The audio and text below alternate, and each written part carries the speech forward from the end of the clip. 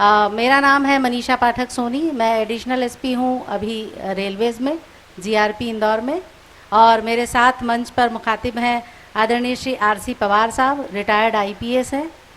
आदरणीय सुमन गुर्जर मैम, जो अभी एसपी पीटीएस ग्वालियर में है, तिगरा कहते हैं उसे। आदरणीय पल्लवी त्रिवेदी जी, जो कि अभी एआईजी ईओडब्ल्यू हैं। और आदरणीय प्रशांत चौबे साहब, डॉक्टर प्रशांत चौबे जी, जो हिंदी साहित्य में पीएचडी हैं।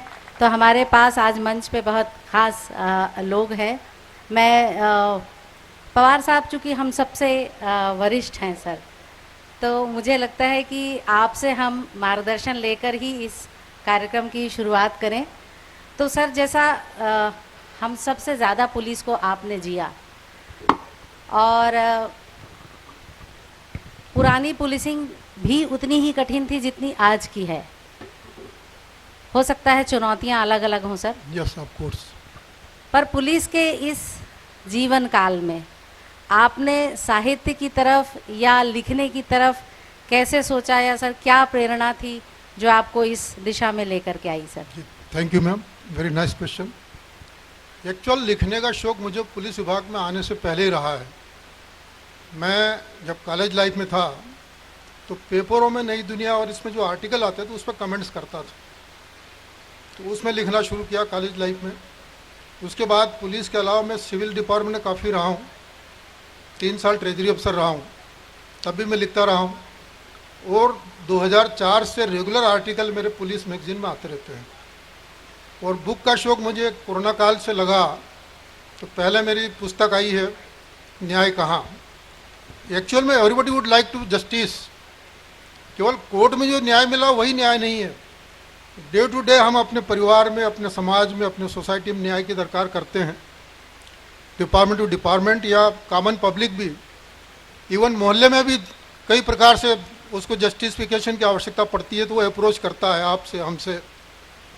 तो इसके ऊपर मैंने जो पुलिस विभाग में मेरे जो अनुभव थे उसको मैंने समाज में शेयर करने के प्रयास में अपने न्याय कहाँ में पुस्तक लिखा हूँ।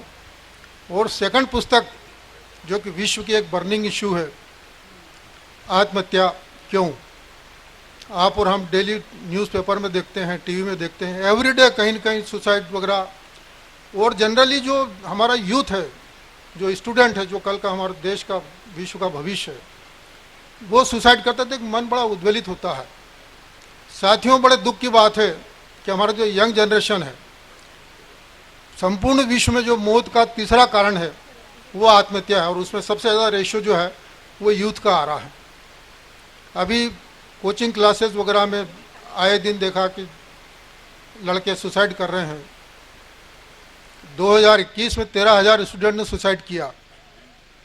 अभी आप लोगों ने 2-1 साल से देखे कि मोदी जी, हमारे प्रधानमंत्री जी जो है, वो मन की बात के दौरान जो परीक्षाओं में जो बच्चे फेल होते हैं उसके ऊपर उनके काफ़ी मैंने अनुभव और वो शेयर कर रहे हैं, उनसे अपील कर रहे हैं कि भाई कम से कम।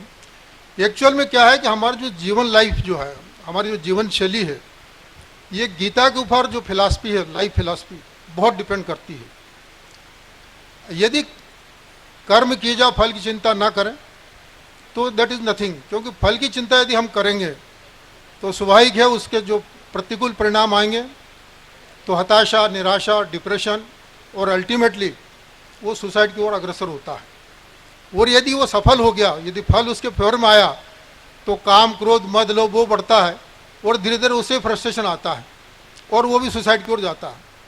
तो हमारी गीता कहती है कि आप अपने कर्म करते जाओ, फल की चिंता करने की आवश्यकता नहीं है। बहुत धन्यवाद सर। बड़ा ही ज्वलंत विषय है कि आत्महत्या क्यों। अगर आप उस बुक को पढ़ेंगे तो उसमें डिफरेंट केस स्टडीज़ के जरिए सर ने ये बताने का प्रयास किया है कि हमारे युवा या हमारा जो एक आम इंसान है वो किस तरह के कुचक्रों में, दुष्चक्रों में, या स्वयं ही निर्मित कई उलझनों में उलझा हुआ होता है और उसको सही राह नहीं मिलती। तो ऐसी राह दिखाने का प्रयास हमारे सभी साथी यहाँ, साहित्यकार जो हमारे पुलिस साथी बैठे हैं, वो यहाँ कर रहे हैं। सुमन का एक कहानी संग्रह हाल ही में प्रकाशित हुआ है। लिखती तो बचपन से रही हैं, विभिन्न स्तरों पर प्रकाशित होती रही। तो इनकी कहानी संग्रह का नाम है भीलन लूटी गोपिका। ये सुमन आपसे पूछना चाहूँगी कि ये विषय, ये शीर्षक बड़ा अलग है, तो हमारे दर्शकों को बताएं कि क्या था जो आपको प्रेरित करता है, या क्या आप लिखना या बताना चाहते हैं। धन्यवाद मनीषा जी। जैसा आपने बताया कि मेरी विभिन्न पदस्थापनाएं 10वीं प्रभावित क्षेत्रों में रही हैं, तो अपनी उन, वैसे तो मैं रहने वाली भी उधर ही की हूँ, लेकिन उन पदस्थापनाओं के दौरान मैंने देखा कि किस तरह से ग्वालियर चंबल की महिलाओं का जीवन संघर्षपूर्ण है।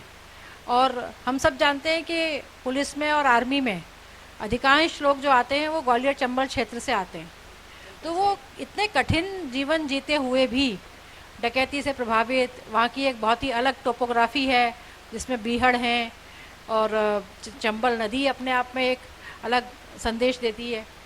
तो ऐसी स्थिति में वो अपने आप ऐसा जीवन जीते हुए भी अपने बच्चों को किस तरह देश के लिए उत्सर्ग करने के लिए तैयार करती हैं, और उससे पीछे नहीं हटती।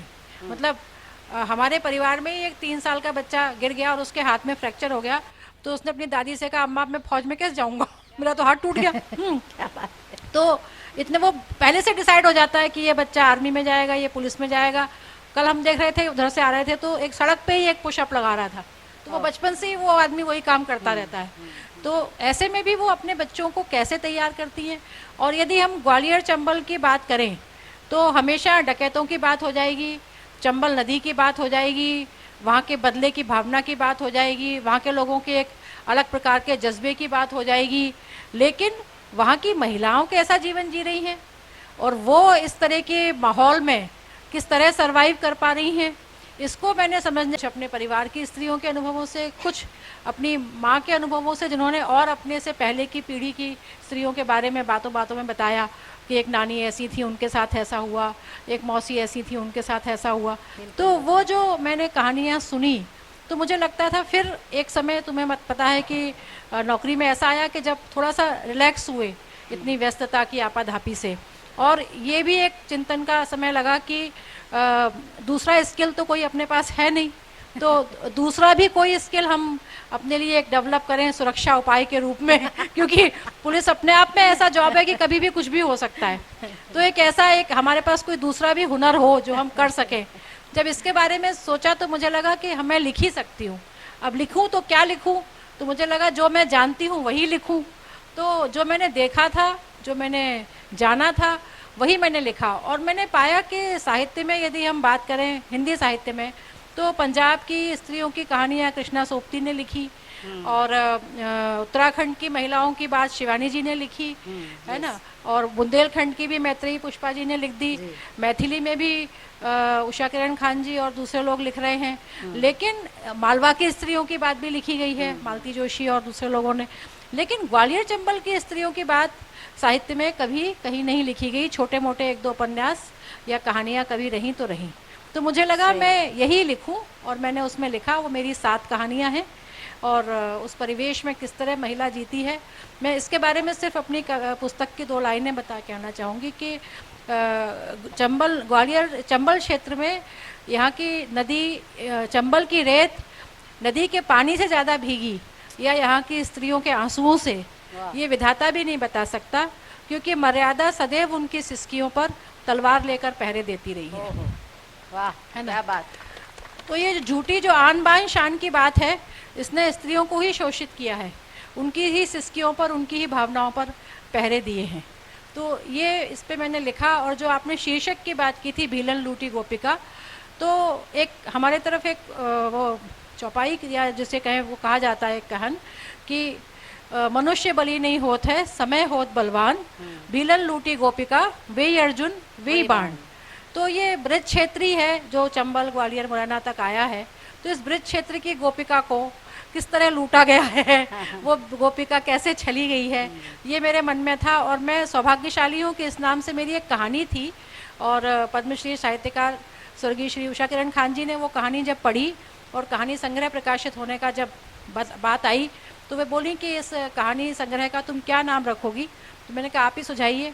तो उन्होंने इस कहानी संग्रह का नाम अपने देहांत के मुश्किल से 10-15 दिन पहले लिखा रखा, और ये इसी शीर्षक से मेरी पुस्तक आई। और मैंने बस वही बात कहने की कोशिश की है जो मेरे क्षेत्र की स्त्रियों ने भोगी है और उनके साथ जो बीती है। मैं चाहती हूँ उसको एक बार ज़रूर एक नज़र से गुजारना चाहिए, समझना चाहिए। बिल्कुल सही। जब उसको पढ़ते हैं, जो आप बात कह रही हैं मैम अभी, तो अगर हम वैसे भी देखें तो पूरे देश में जो लिंगानुपात है वो उसी क्षेत्र का सबसे ख़राब है। तो उससे ही हम अंदाज़ा लगाते हैं कि उस इलाके में एक स्त्री का सरवाइव करना भी कितना कठिन है। फिर उस माहौल में पढ़ कर के बड़े होना, बढ़ कर के पुलिस में आना, और पुलिस में आने के बाद भी अपनी उस संवेदनशीलता को बचा करके रखना कि उस नज़र से हम उसको देख पाएँ जिस नज़र की उसको ज़रूरत है। बहुत बहुत धन्यवाद सुमन जी।